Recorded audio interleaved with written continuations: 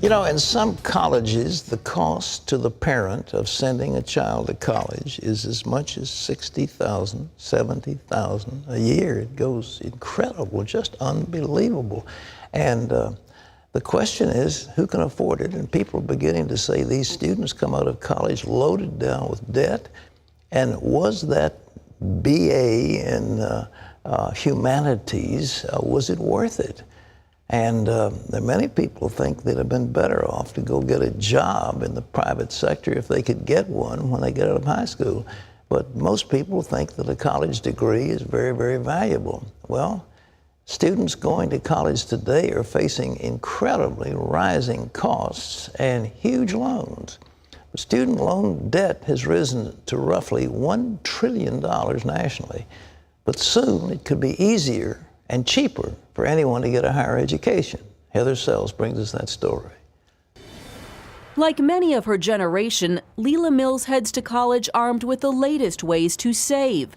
She started by taking college credit courses while still in high school.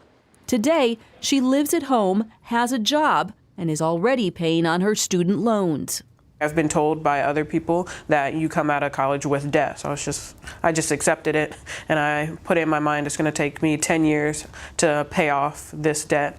While Mills is optimistic, she and her peers still face an uphill battle. In the last 25 years, college tuition has risen more than 400%. Nationally, the average student graduates with well over $20,000 in debt. Combine that with a tough economy and poor job prospects, and it creates a perfect storm. For parents, even those with dual incomes, there's plenty to worry about. I've got back-to-back kids going into college. We've been through economic hard times, used a lot of our savings to get through that. So now paying for college here in 2 years is a definite concern. That concern stretches to many college campuses where administrators are trying to cut costs, keep quality high, and compete with a new array of online offerings. In this current educational climate, many universities are facing a cloudy future. In fact, analysts like Nathan Harden say half will not make it. I think a lot of universities potentially might find themselves having trouble attracting enough students to keep going.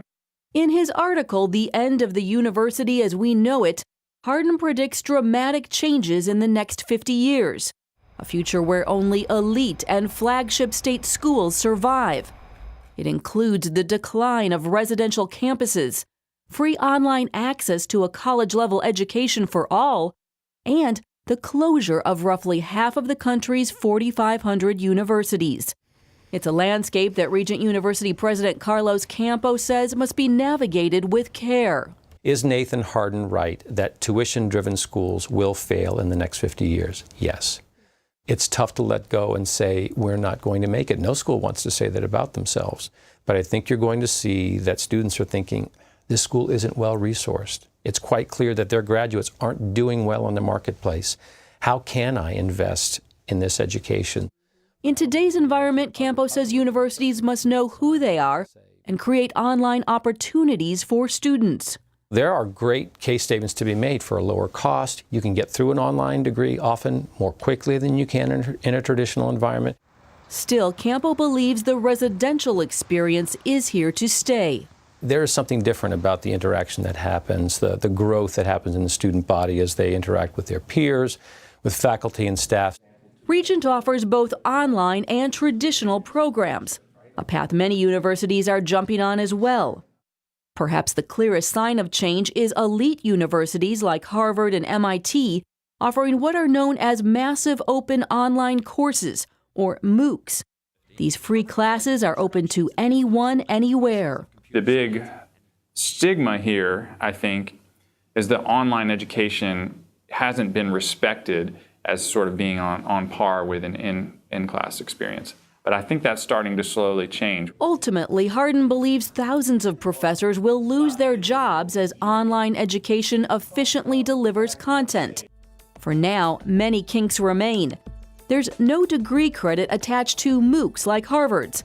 And in the current online universe, there is a wealth of options to consider. Campo says students must know what they want and consider what skill sets employers want.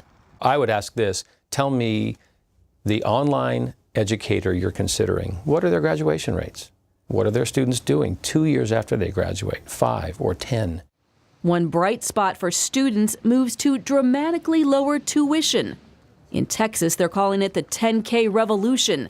That is $10K as in $10,000 for a 4-year degree. In the past, when the cost of college has been addressed, we've always heard, well, let's raise taxes or lower the interest rates on student loans so that students can pay more, tax dollars can go higher. Instead, now, for the first time, we're lowering the cost of college. Some Texas and Florida universities have already begun to offer such degrees, which usually start in high school with dual credit classes. And they typically offer web-based instruction to glean savings. It could be a marriage made in higher ed heaven, technology paving the way for dramatic tuition cuts. Leila Mills has already taken advantage, taking online classes to save time and money. It's just one more indication that fundamental changes are already underway. Heather Sells, CBN News.